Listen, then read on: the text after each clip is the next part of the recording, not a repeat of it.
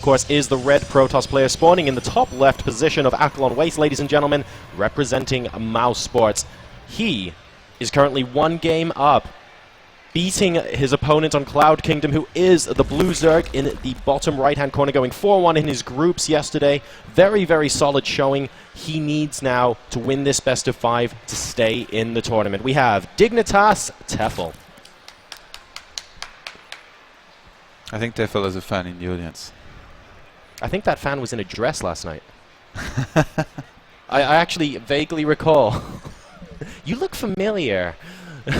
For those of you who haven't seen the photos or the videos from the I-48 pub quiz last night, I definitely encourage you to go check it out. I'm sure there are VODs up on twitch.tv/multiplay. If there's any dead time today, definitely go check that out. The pub quiz was amazing. That's also the reason that I woke up this morning sounding a bit like Barry White. But hopefully that will improve as the day goes on, as we do see the spawning pool about halfway done now for Tefel. Hasuobs, he is going to be getting the gateway this time on Akalon Waste. Barry White, huh? Yeah. You can be so lucky as to sound like him. Exactly. It's not too hard. What you need to do is attend about 3 I-Series pub quizzes in a row, and you too can sound like Barry White. I wish, man. And Hasuobs is going to revert back to his old style that he was using yesterday, going for the gateway in his main, throwing down a Nexus, and then immediately behind this, he's going to throw down an assimilator back at home. He's gone for the quick scouts after his Nexus here, so he's going to be able to see exactly when those Zerglings do pop out for Tefel. Yep. And do you think we're going to see the aggression again from Hasuobs, where he goes for the 3 gates, the Forge, and he tries to proxy a pylon and put some pressure on to force the Zerg from stop droning? Oh, it's definitely possible. I mean, there's a lot of nice little places out in the middle of the map here. You can proxy a pylon because there are those like bushes in the middle of the map that prevent the line of sight and stuff like that. He can sort of head around the 3rd base vertical and stick a pylon there, and all sorts of little cool locations. So the architecture of this map does lend it to sneaky probes. And I wouldn't be surprised. I think I completely agree with you, Todd, if Hasuobs goes for something like that here. He took a very quick second assimilator here. He's not... I always feel like he walls off so late by his ramp, but now he was able to scout that there was no gas taken by Tefel, so he knows he's safe as far as Zergling speed attacks go. So he's going to have a lot of time to basically do whatever he wants. He's going to go for the 2 standard Zealots. He's been going to in every single game, followed up by Stalker, and I wouldn't be surprised to see a Mothership Core following this up. He has a probe out on the map by where there used to be a watchtower. Yep, right smack bang in the middle there.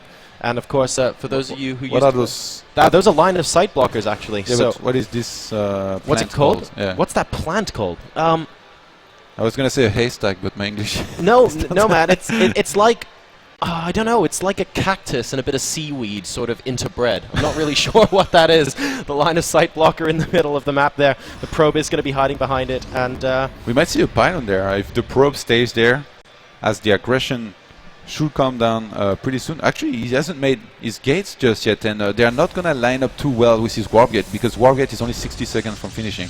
Yeah, that's right. You can warp from high to low ground, but you can't warp from low to high ground anymore, of course, in Heart of the Swarm. Yeah, but you can still warp from high to low.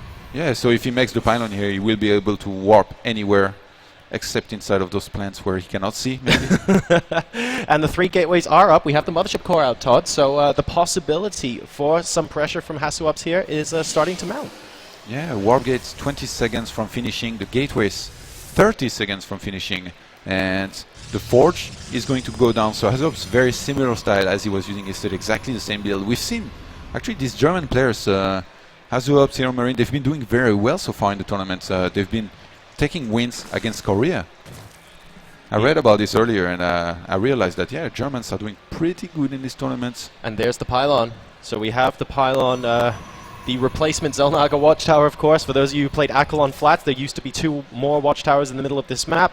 Blizzard decided it granted players a little bit too much vision, because once you held those 2 watchtowers, you got to see pretty much all of the attack paths into your opponent's base and when they were coming at you with attacks. So that was removed in this version of the map, of course, Akalon Wastes, which is the tournament version of this map. And he's going to be able to... Ooh, Hasuobs does scout that the 3rd base is there, up and running, and the distance between the natural to the 3rd by ground, spreading those creep tumors is actually quite frustrating. You can see the active creep tumor is still about 2 or 3 spreads away from actually connecting the creep to the third base. So Tefel is going to be having a little bit of a tough time here trying to defend this. Tefel starting to lose some drones here. He's already lost 2. He might lose more. Hasuobs might choose to go for the hatchery here, but he's trying to get an overload with one of his stalker, which started attacking this one early on. And, supply blocked thanks to that overlord. So that means that Tefel can't just... He can't... He needs to try and spam more units to get in here and possibly save the hatch. It's at about 2/3 health at the moment. The Queen is almost dead. It's been trying to take out the Mothership Core. Will he be able to? All the shields going down on it now, but the Queen does fall. And only the drones are left here. The Roach is coming in now. Number of workers killed 3 only so far. But he needs to save the hatch. And the Roach and things look like they can do it. Hasu isn't... not targets. Okay, now he is. Finally he is, but this might... Is it enough? I think it should fall, yeah. Because he can warp 3 more Zealots if needed. He has the Mothership Core attacking as well. He's going to fall very easily here. Very well done by Hasuobs. I liked the way he sent the Stalker in first to try and snipe an Overlord as soon as possible. And actually, I was just thinking about it and I couldn't figure out whether or not it was intentional. Because, you know, if you attack with Zealot plus Stalkers, the Stalkers are going to get there first. Or in this case, the Stalker. Because it's quicker than the Zealots.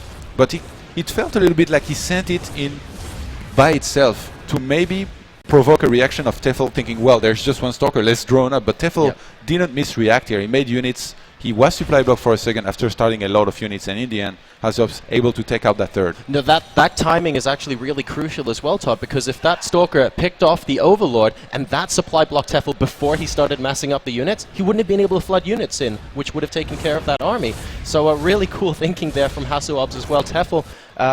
reactions quite good there. Unfortunately not able to save the third base, but did at least push the army back. And Hasuobs behind this, he's gone for a Stargate as well as a Robo. He's going to go for a couple of Phoenixes again. He's getting his first Immortal on the map. And he's getting level 1 ground weapons for his units. Do you think he's going to get the shields upgrade again? Well, we did see that in the last game, didn't we? Hasuobs seems to be... I think if it really is a case that he's just favoring the shield upgrade over the arm upgrade in general, then yes, we're going to see the shield upgrade again this game. I mean, he got that. I see no reason why he wouldn't go for it again if that's what he believes. It's been a pattern.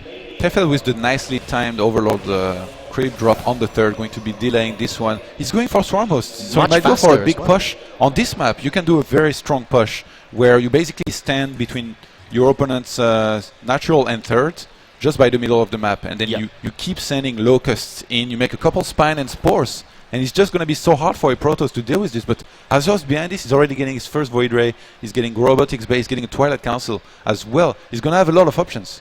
Enduring Locust now about halfway done for Tefel. He's also got the Spire coming down, so possibly for some Corruptors to support that Swarm Host push.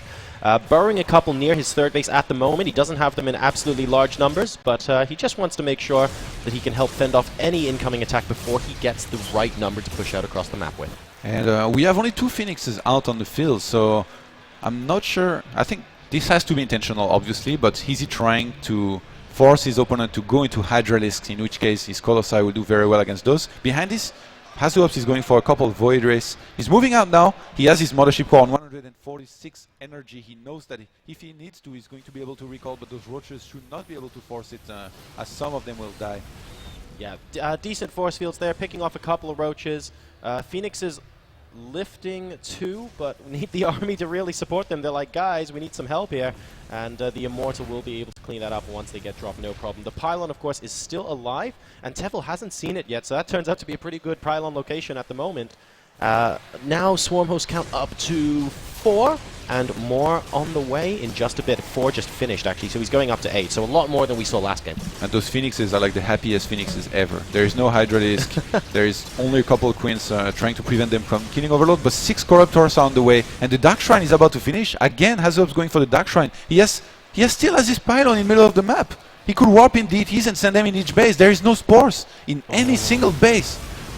Everything seems to be happening a lot faster this game. The DT play coming out sooner from Hasuobs. The Swarm Host play now potentially coming out very quickly for Tefel as well.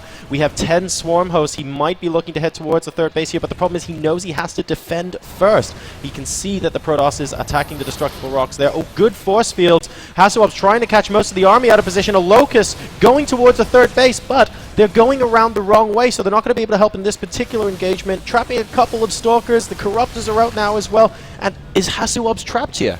Yeah, he might have to recall, but Yeah. I think he's just going to wait for these locusts to expire. He can buy himself a little bit more time with some force fields if he wants to, and he wants those DTs to do a lot of damage. 2 DTs walking into the third right now. One of those being sent into the natural. 2 Phoenixes in the main. One of those is going to fall. Hasuobs Straight recalls, for but the he's trying hatch. to snipe the hatch on the third. Straight for the hatch in the main, and he has 1 DT on drones at the natural expansion. The hatch in the main is looking very low indeed, 250 hit points and counting. The drones are on hold position, but they're not able to stop the surface area there, and the DTs are going to get the hatch. Meanwhile, at the natural expansion, more drones being taken out now. He's actually going after the queen just for a second. Work is killed at the moment, goes up to 26, and we have an engagement here in the middle of the map. Yeah, and Hasuobs, he should pull back here. He's done the damage he needed to do. He needs to regroup. He needs to crank out as much army as he can, and then later on take a fight. Tefel knows that. He's going to press forward. He wants to take the fight right now. He knows that if he gives enough time to Hasuobs, he's not going to be Oh, able the to... swarm hosts, and 5 of them go down pretty much instantaneously. They're not what Tefel would have wanted. A lot of his army getting caught off guard there, Todd. Yeah, and Hasuobs, he should be pulling back, but he might realize that he has enough to beat this entire army. His observer is still alive. He has to blink back those stalkers, and there is only a couple roaches left, as well as 5 swarm hosts. I expect those roaches to die, and then Hasuobs to maybe pull back or even press forward and finish these swarm hosts. Yeah, the swarm host probably should have unburrowed and moved back when he saw that he was starting to lose that engagement, but now he's going to lose every single one. Not a single swarm host exists on the map. We have 10 locusts that are about to expire, but all the swarm hosts are dead, and Tefel is looking like he is in such a difficult position here once again in game number 2. Yeah, Hasuobs going to press forward, and with double the supply of